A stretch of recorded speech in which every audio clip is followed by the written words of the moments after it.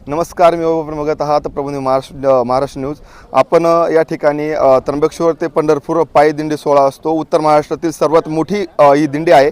तब्बल 250 वर्षाची परंपरा आणि ही परंपरा त्र्यंबकेश्वर संस्थान चालवत असते। आणि या ठिकाणी आपण आता दातली गावामध्ये आहोत। या दातली गावामध्ये उत्तर महाराष्ट्रातील सर्वात मोठं रिंगण हे दातली गावामध्ये भरत असतं आणि त्याच रिंगणाची संपूर्ण जे नियोजन आहे ते नियोजन या ठिकाणी चालू आहे। आज संध्याकाळी 4 वाजता ते रिंगण सोहळा या ठिकाणी पार पडणार आहे आणि त्या संदर्भात आपण जे त्र्यंबकेश्वर संस्थानचे अध्यक्ष आहेत आपण त्यांच्याशी बोलणार आहोत। नमस्कार सर, काय सांगाल या रिंगण सोहळ्याबद्दल, काय माहिती द्याल?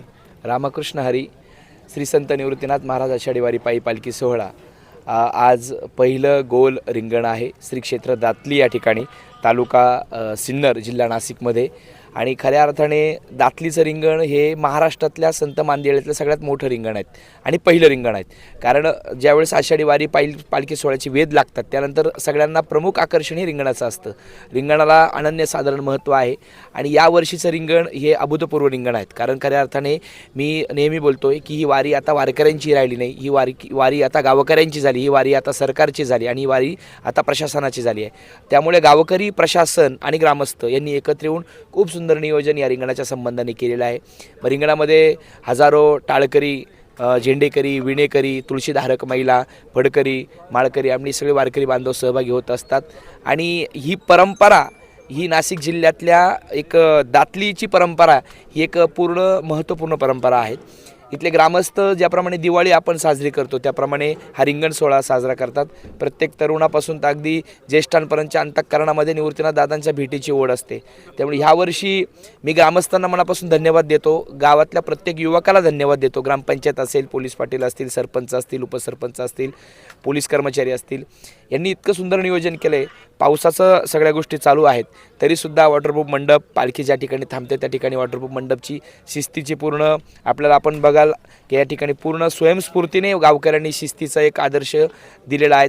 स्वच्छताच्या विषयाने गावकऱ्यांनी वेगवेगळे स्पॉट ठरवून त्या ठिकाणी जागा केलेल्या आहेत, कचरा होणार नाही याची काळजी घ्या, पिण्याच्या पाण्याची व्यवस्था केलेली आहे।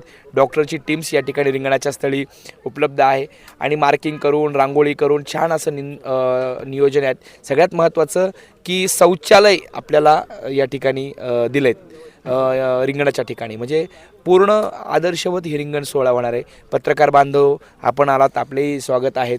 वॉटरप्रूफ मंडपची या ठिकाणी व्यवस्था केलेली आहेत आणि पोलीस प्रशासन आणि त्यानंतर म्हणजे ह्यावेळी दुपटीने पोलीस प्रशासन आहेत, म्हणजे एकच नाही तर साधारणतः तुम्हाला सांगतो की 150च्या वरती पोलीस कर्मचारी या ठिकाणी आहेत।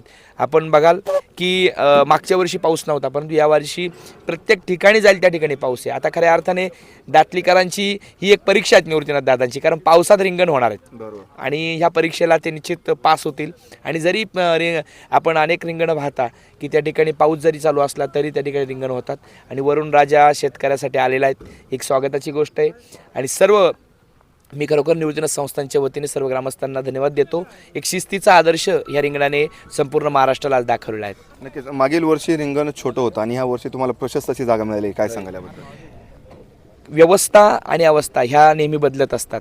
मागच्या वर्षी हा समाज खूप कमी अवस्थेत होता, ह्या वर्षी समाजाचा ओघ पाहता हा साधारणतः दुपटीने समाज वाढला आहे। आणि याचं विस्तृतीकरणाचं कारण आहे की ग्रामस्थांनी तब्बल साधारणतः 5 ते 6 बैठका ह्या रिंगणाच्या घेतल्यात, कारण त्यांनाही पण दातली ह्या गावातला आदर्श पूर्ण महाराष्ट्राला द्यायचा आहे। त्यामुळे त्यांनी वारंवार प्रत्येक ठिकाणी येऊन माझ्या स्वतःच्या संपर्कात राहून, पालखी सोहळा प्रमुखांच्या विश्वस्त संपर्कात राहून, चोपदारांच्या संपर्कात राहून की गर्दीचा अंदाज घेतला आहे आणि या जागेची विस्तृतीकरण करून, या स्वच्छता करून ही जागा वाढवलीत, कारण प्रत्येकाला या ठिकाणी आनंद घेता यावा आणि खरोखर सुंदर नियोजन यांनी जागेचं केलं। नक्कीच या दातली गावाचे सरपंच आपल्यासोबत आहेत। दादा सरसाहेब, आपलं नाव काय? हेमंत आव्हाड।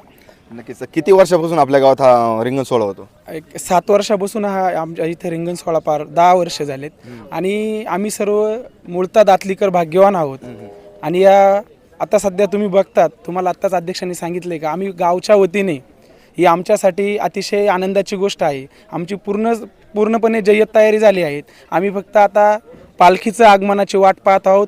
आमच्या गावामध्ये प्रत्येक घरोघरी दिवाळीसारखा आज सण उत्सव साजरा केला जातो आणि किमान इथं साधारणतः हजारोच्या संख्येने तुम्ही थोड्याच वेळात बघशाल हजारो वारकरी, हजारो ग्रामस्थ या ठिकाणी तुम्हाला उपस्थित बघायला भेटतील। नाचू कीर्तनाचे रंगी लक्षात घ्या, संपूर्ण दातलीकर जे ग्रामस्थ आहेत त्यांनी सर्वांनी हा पुढाकार घेऊन या ठिकाणी रिंगणाला प्रोत्साहन देत आहेत आणि या ठिकाणी रिंगण घडून आणत आहेत. नक्कीच आपण देखील सर्वांनी या ठिकाणी आज जेवढ्यांना शक्य होईल त्यांनी नक्कीच या ठिकाणी रिंगणात सहभागी व्हा आणि या रिंगणाचा आनंद घ्या. प्रबंधभूमी महाराष्ट्र न्यूजसाठी दीपक पवारसह मी वैभव भांबर, दातली.